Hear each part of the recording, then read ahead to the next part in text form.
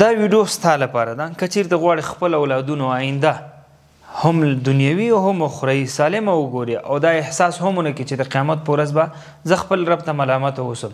ځکه ما کوشش کړی خپل اولادونه داسې تربیه کړم چې آینده کې زه مسؤل نه اوسم. نو انشاءالله دا مسؤلیت موږ په غاړه اخلو. دا اوس قرآن کور اکاډمي دغه واتساپ باندې موږ سره اړیکه کې وشه. انشاءالله ستا د اولادونو تربیت موږ په داسې طریقه کوو چې فکر وکړې دا اولادونه ستا په غېږ کې لوی شوي دي.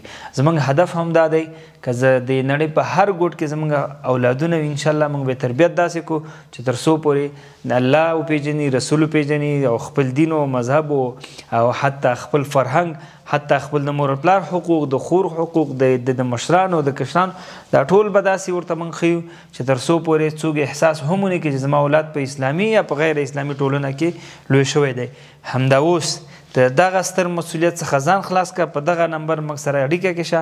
انشاءالله اولاد به یې داسې روزو چې خپله به هېڅ احساس هم نه کوي چې دا زما په غېږ کې لوی شوی دی او که په غیر اسلامي ټولنه کې لوی شوی. همدا اوس زما دا ویډیو کوی چې نورو دوستانو سره هم شریکه کړي. والسلام علیکم ورحمة الله.